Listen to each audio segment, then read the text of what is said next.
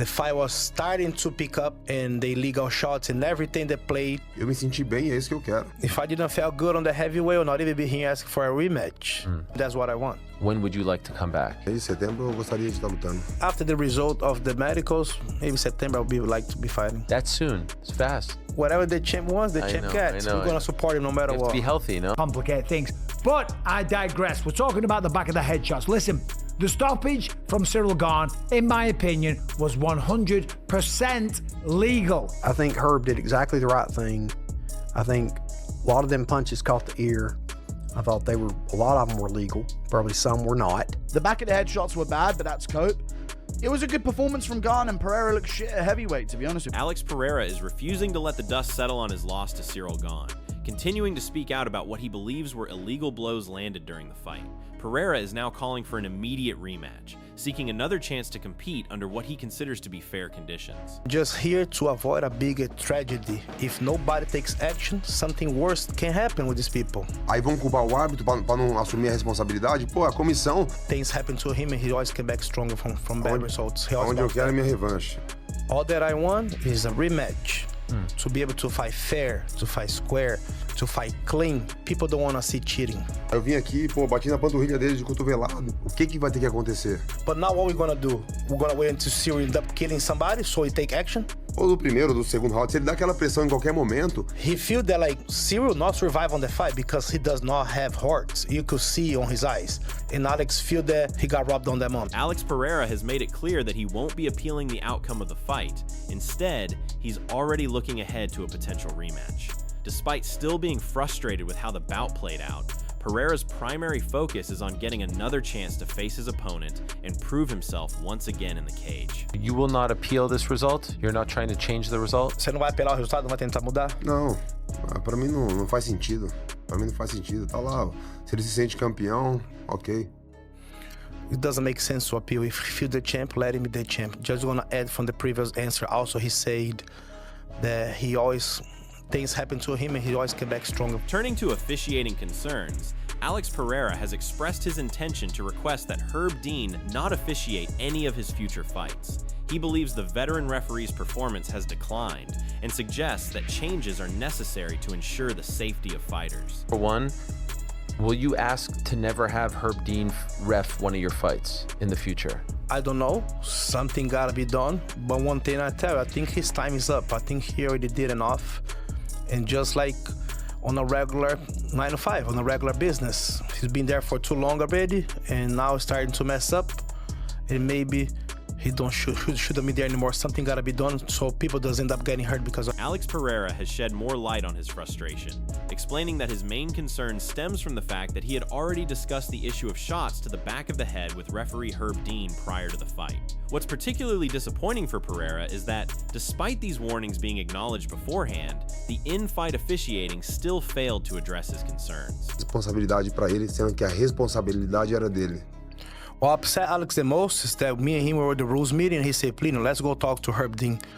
And then Herb Dean came in and Alex said, listen, I understand sometimes in a fight, eye pokes can happen, low blows can happen to his side, can happen to me, but this guy have a history of shots in the back of the head.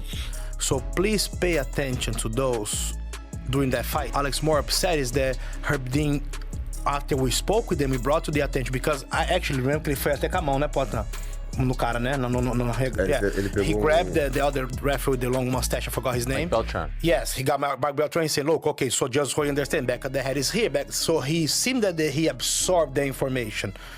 And then the next day, seeing everything that he did, knowing that we brought to his attention, and he did not do his job. So Alex upset. We see a little bit because of that whole thing, especially now with Herb Dean to have done stuff like that, and not just step up to his... According to Michael Bisping, when it comes to rule interpretation, it's not always fair to hold fighters accountable for strike placement, given that their opponents are often in constant motion during exchanges. Bisping highlights that many of the disputed moments in fights arise from chaotic scrambles, rather than intentional fouls. I know facts, ladies and gentlemen. I have spoken to the referees. I have been in the room just coaching the Ultimate Fighter recently. We had 12 fights, I think. And I was there for every single one of the rules meetings. Not to mention, at one point, I had the most fights in the history of the UFC. All records are made to be broken. So I've been a part of many, many rules meetings. So we're going to talk about it because Alex Pereira is pissed off, saying that Herb Dean didn't do his job. And Ciryl Gane, once again, is getting rewarded for being a dirty fighter. Tá ali na certa, o Caio. Pô, ele começa a bater, tá? O cara tá vendo que é golpe legal, mas acho que ele pensa assim, mano, como é que eu vou parar essa luta, velho? Mano, é irregular. Now, he drops him, Pereira goes down, and he starts dropping a lot of elbows, okay? First of all, if you're elbowing someone or striking somebody and they're moving, you can't be held responsible for that person moving and then you landing in an illegal area, okay? Michael Bisping shed more light on how referees determine illegal back of the head strikes, noting that their primary concern is safeguarding the nape of the neck rather than the entire back of the head. According to Bisping, much of the confusion stems from a misunderstanding among fighters and fans about how this specific area is defined and interpreted in rules meetings. You have the rules meeting, this is what happens, okay? They come in and they explain, they put their hand over this area here. That little area there that you can make with your fist, it's called the nape of the neck. Some people believe that the back of the head rule is actually this area right here. The hole turns to the side, starts back here. And so when they see blows here, they think that that's actually a foul, but it's not. The main area that we want to protect is the nape of the neck. So imagine from this, look up a little bit. Imagine from the top of the ears around this area right here. That's what we're most concerned with. Let me just get the official wording. The nape of the neck is the back of the neck located at the base of the skull where the hairline meets the neck. Michael Bisping clarified the rule, explaining that only the nape of the neck is a prohibited area. He noted that the broader back of the head term is often misunderstood, often stemming from boxing terminology. In Bisping's view, the disputed shots in the fight did not land in the illegal zone and were, in fact, within the rules. This is legal. This is legal. That is legal. Right at the base of the skull where the hairline meets the neck, that is illegal. Why? Because it's very dangerous. That is where the spine meets the brain. Okay, so you don't want to take shots. The term back of the head was inherited from boxing, just like all of the rules and the commissions were inherited from boxing. But there was a lot of terminology that came over, and that back of the head is one of them. Back of the head does not mean side of the head, doesn't mean the back of the head here, it means there. It means right at the base of the skull. None of those shots that Ciryl Gane were landing were at the nape of the neck. They were not the back of the neck or the back of the head. Simple as that. However, Israel Adesanya contends that the controversy should not dominate the discussion around the fight. He argues that referees need to prioritize the flow of action during high-intensity moments, emphasizing that the decisive turning point ultimately came from a clean knockdown and sustained damage, not from disputed strikes. People say the elbows to the back of the head, but I'm saying, look, all you have to think about, if you're Herb Dean, you're in the biggest fight, the co-main event, the biggest fight in UFC history, and you can't stop the fight and be like, not back of the head shots, because then you stop the action, because again, he hurt him. And then if you get involved in that moment, you're taking away from I guess, Gane's chance, because Gane's hurt him legitimately. So all Herb has to do is just like give the verbal warning, be like, watch the back of the head, watch the back of the head. I can't remember if he said that, but regardless, you're already in the moment. He's hitting him to the side of the head, someone glance in the back, and maybe people are gonna hold on to that now and be like, that's why he lost. But no, you gotta remember, he dropped it with a jab, clean jab, when Alex stepped in, and Alex did well to recover, but it just wasn't enough because Gane just had more sauce in him, so he just fucking delivered it. And yeah. From an officiating standpoint, California State Athletic Commission boss Andy Foster offers insight into the chaotic nature of the fight's finishing sequence. According to Foster, the moment unfolded during a scramble, where some strikes may have landed in questionable areas, but he believes the referee handled the situation correctly overall, as both legal and borderline shots appeared to land during the exchange. Meanwhile, Alex Pereira has expressed his discontent, specifically with referee Herb Dean, citing shots that he claims landed on the back of his head. Pereira has since come out and said that he's pretty upset with regards to Herb Dean in particular and the shots that he say were to the back of the head. What do you think about those shots? Were they illegal? Should the fight have been stopped?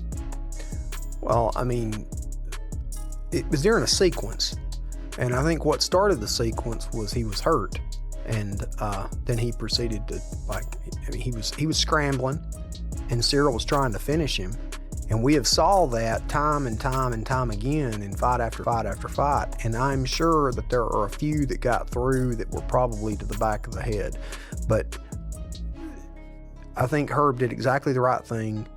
I think a lot of them punches caught the ear. I thought a lot of them were legal. Probably some were not. Expanding on his point, Foster clarified that the rapid sequence of events made it impossible to cleanly distinguish legal from illegal moments in real time. He highlighted that both fighters were actively engaged throughout the exchanges. Foster also revealed that he discussed the incident with Herb Dean, who was reviewing the footage for further clarification. However, he underscored the extreme difficulty of intervening effectively during such a fast-paced scramble. Fighting each other, and we do have rules, but it was happening very quickly, and some of the movements that he was doing was like, I think when he's aiming, like, he's moving too, so it's causing some of the things, it's causing some of these things to happen. And I talked to Herb about it, and I think Herb has looked at it in depth, and he's looked at a video, and he's going to probably try to do something that shows a little bit more cleaner about what exactly happened. But I don't think you can interrupt a sequence like that with that much action going on. Offering a similar perspective on the sequence, legendary referee Big John McCarthy defended Ciryl Gane's actions during the finish. He explained that Gane's aggressive pursuit of the stoppage created chaotic positioning, and Alex Pereira's movement further influenced the angles, making some strikes appear accidental rather than deliberate fouls. Ciryl Gane is reckless at times. There's not a doubt about it, and he gets excited in trying to finish the fight. But I can't put that on you. No, this is the whole point. I can't put that on you, because as you're throwing something and you're intending to try to hit a legal spot, and he moves his head just an inch and a half, 2 inches, now it becomes illegal. I can't expect you to stop that punch that you're throwing in mid form, because all of a sudden now he's turning you. That shot now becomes legal. And we'll tell the fighters in the back that, first off, I'll explain, do you understand what the back of the head is? And then I'll say, okay, let me explain it to you, because a lot of them look at it like these headphones. Okay, anything that's behind these headphones is the back of the head. Medically speaking, I will agree with you. Medically speaking, anything behind these headphones is the back of my head. But that's not what the rule for MMA is. And it was because when we were putting the rule together, Alex Pereira offers a distinct perspective on the sequence, suggesting that Ciryl Gane aggressively pursues a finish after the knockdown, prioritizing a quick stoppage and allowing the referee to decide on any questionable contact. Intervê isso aí, entendeu? Well, it's hard to tell.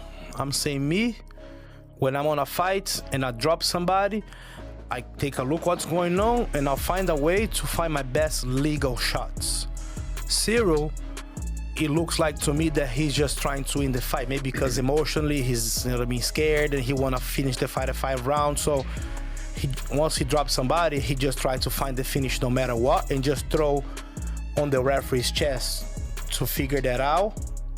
You know what I mean? Then that's bad. Ele vê que isso dá certo. He see that it works, Então não vai parar. So it's not. Alex Pereira suggests that the momentum of the fight shifts as it unfolds, with Ciryl Gane starting to fade. According to Pereira, the outcome would have been different if he hadn't faced certain issues, noting that Gane appears visibly exhausted in the later stages of the fight. Honestly, the way that the fight was going, people said that I got tired. No, I do not. I open my mouth from the corner, but because I do my own breathing exercise to recover. But everything was fine. And Ciryl, the way you could see the way that he was guessing after that the fight was over, like if Alex had the chance to survive, he feel that like if that was like round 1 or even the end of the second round, Ciryl not survive on the fight because he does not have heart. You could see on his eyes. And Alex feel that he got robbed on that moment. You see the people like, oh, Cyryl's laying down because he was celebrating. No, he was that tired. That's why he really had to hit him with those shots so he could handle them. On the critical side of the discussion, James Lynch challenges the narratives put forth by both fighters. He contends that focusing on external factors detracts from Ciryl Gane's performance. Lynch further suggests that Pereira deserves full credit for his victory without overemphasizing any disputed moments. So he's not doing himself any favors. I don't like this stuff. Isn't this what his fans accused Jamal Hill of doing when Jamal Hill lost? Remember the ref stoppage? Hill was talking about how things kind of got out of sorts with his game plan when the referee had to stop, to stop the fight. This is the exact same thing. And the Pereira fans aren't going to be saying anything bad about this. They're probably going to agree with him here. I just think this is such a bad look. Like, give Gane his credit. Even if you feel that way, you could say something along the lines of like, look, credit to him. He got a great shot here. He got me. And you know what? We'll make the adjustments. We'll come back stronger next time. I don't know why it's so hard for certain fighters to say this. You're going to win fans over more if you're going to take the humble route as opposed to taking the, well, he got lucky route. Because I think most people watching this didn't think that was lucky. What he talking about play a factor in the fight? 100%. But you can't just zone in on that and say, oh, that's the reason I lost the fight. That's basically what he's implying here. Offering a more balanced technical perspective, Wade Plemons weighed in on the nature of the finishing sequence. He argues Ciryl Gane was not intentionally cheating, but criticized the ground and pound for its recklessness, noting that while some strikes did drift off target during the scramble, most were still part of a legitimate finishing attempt. Much as I don't believe that Ciryl Gane is a actual, I'm going to try to cheater, there is history there to show that I just think that the lack of control he shows in finishing sequences, because he's just throwing everything, it's reckless. And he does need to at least be reprimanded for it. Like, listen, during these sequences, you need to control yourself better, because I understand you're trying to go all out for the finish, but you can't just throw everything at wherever you want. And again, I don't think that Ciryl Gane, if he was an actual cheater, he would have just stood up and soccer kicked Alex Pereira in the fucking head while he was on the ground, right? That would have been blatant cheating. But what he was doing was looking for a finish, and looking for that finish by trying to throw elbows to the side of the head, by trying to throw hammer fists to the side of the head. And I think at least, one or two, maybe three of them went squirrely, for sure. Do I think 10 were illegal? No, I don't. However, shifting focus to fighter reactions, Michael Bisping highlighted Alex Pereira's impressive durability throughout the bout. Bisping praised Pereira's ability to recover after being dropped, emphasizing his toughness and fighting spirit during a challenging contest against Ciryl Gane. I will say I was very impressed with Pereira. He showed a tremendous amount of heart. He got dropped. There was a lot of elbows, not to the back of the head. Pereira showed a lot of bravery, courage, warrior spirit, whatever you want to call it. He got back to his feet, and that was very commendable, right? The man is an absolute warrior. Look at what he's achieved in his career. So I am not hating on Alex Pereira. Sean O'Malley shares his thoughts on Alex Pereira's post-fight mindset, praising his emotional composure. Pereira's ability to acknowledge the impact of his loss on his family, while still showing respect and acceptance of the result, even in defeat, has clearly made an impression on O'Malley. Alex Pereira being a legend, I think he said something to his dad. His dad was crying, his family was sad, and he said, hey, we've made other families feel like this, it's our turn. I was like, God damn it, that dude is a legend. Just for having that perspective that quick after a fight, and just having that mentality, hey, we've put people's families through that. It's our turn. That's the fight game. And a lot of respect. Reflecting on the broader context of Pereira's career, Israel Adesanya weighed in on the significance of his heavyweight attempt. Adesanya characterized the move as an ambitious and unprecedented undertaking for the division, suggesting Pereira retains strong future options, whether he remains at heavyweight or opts to return to light heavyweight. Take it away from him, I think he attempted something that had never even been attempted before, one-of-one. If he got it done, that would have put him in rare air. Like triple champion, first actual triple C of the UFC. That would be insane. But hey, Gane is no joke. He's a guy who's footwork, southpaw. He's quick with it, knows how to grapple. Even the fact that it was just throwing the little takedowns in there, yeah, just to get him thinking about it. That's smart. But with Alex, I think fuck that. I think either he's got a thing with Hockett now, so he could just run that real quick, maybe later in the year and get that done. Or go back down to 205. But again, I think he should still keep. Expanding on the in-fight analysis, Nick honed in on Alex Pereira's resilience during his most difficult moments. He highlighted Pereira's ability to return to his feet after being dropped under heavy pressure. Nick also acknowledged that certain chaotic exchanges featured strikes appearing close to the back of the head, yet he stressed the extreme difficulty of achieving precision in such scrambles. I also want to give a little bit of credit to Pereira for fighting back up to his feet. Once he got dropped, he had Ciryl Gane on him, just throwing bombs. There were a couple, I'd say about 9 shots that Back of the head shots, were pretty yeah. close to the back of the head. Now, at the end of the day, when you're scrambling, it really is hard, right? Like if I'm somebody who, let's just say you're doing a spinning attack and you spin right when somebody throws a head kick and it hits you square in the back of the head, you can't really be blamed for that. And while that's not what we saw, we did see a ground and pound situation, but we also saw Pereira sort of scrambling from the bottom, and that can change the direction of the shot. MMA Guru analyzed the long-term implications of this outcome for Alex Pereira's career narrative. He argues that this loss impacts the historical perception of his career and lends further weight to previous setbacks, while still acknowledging Ciryl Gane's strong and controlled performance at heavyweight. It hurt it bad. It hurt it bad. Because, chat, yes or no? There's no telling if he will get the chance to redeem this loss. He already was up over Adesanya. He immediately redeemed the Ankalaev loss. But an irredeemed loss is a loss that's potent, chat. It's so potent to a legacy, you know? Because then you start comparing him with Jones. Didn't have that loss, and even though he should have many times.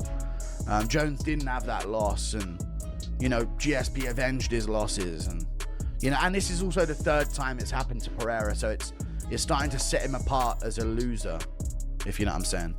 The back of the head shots were bad, but that's cope.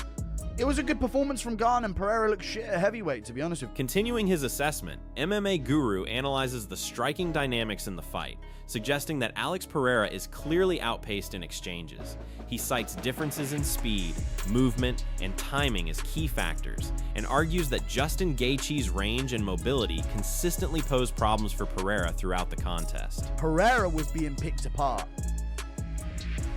Tom, like, got out hit a couple of times, and Gane did win the round. But, dude, Gane and Tom is a way more competitive stand-up fight than Pereira versus Gane was looking. Honestly. Other than those 2 right hands at the end of round 1, bruh.